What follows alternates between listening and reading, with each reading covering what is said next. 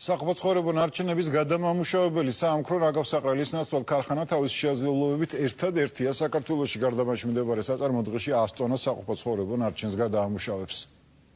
რუსთავის საყოფაცხოვრებო ნარჩენების გადამამუშავებელი ქარხანა პირველ ტვირთს ხვალ მიიღებს. ახალი ნაგავსაყრელი გარდაბნის ტერიტორიაზე აშენდა. საწარმო რუსთავისა და გარდაბნის მოსახლეობას მოემსახურება. ქარხანაში მიტანილი ნაგავი რამდენიმე სახეობათა ხარისხდება. ხდება გადარჩევა რამდენიმე ძირითადი კომპონენტისადმი პლასტიკი, შუშა, ლითონი.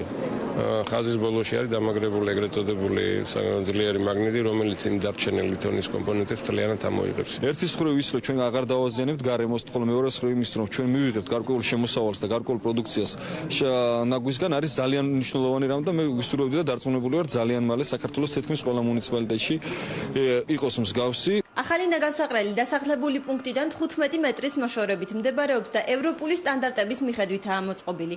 საამქროს დანადგარები დღეში 100 ტონამდე საყოფაცხოვრებო ნარჩენს გადაამუშავებს.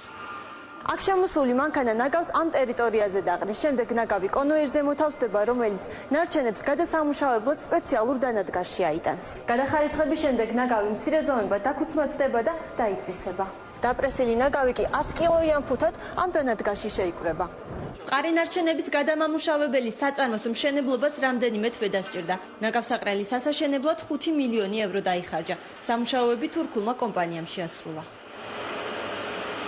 მოხარული ვარ, რომ ასეთი მნიშვნელოვანი პროექტის განხორციელებაში თურქულმა კომპანიამ მიიღო მონაწილეობა, რადგან კომპანია გოგშინმა მშენებლობა ფაქტობრივად ნულიდან დაიწყო და ევროპული დონის საწარმოს სახით დაასრულა.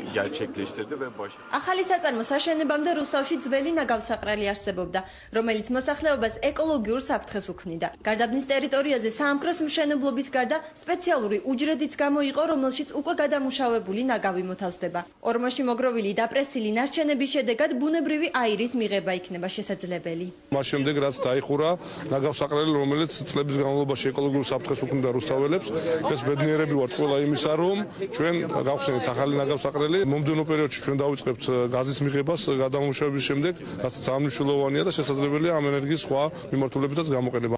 საყოფაცხოვრებო ნარჩენების გადამამუშავებელ ქარხანაში 100-მდე ადამიანია დასაქმებული. რეგიონული განვითარების სამინისტრო მსგავსი საწარმოების აშენებას სხვა რეგიონებშიც გეგმავს.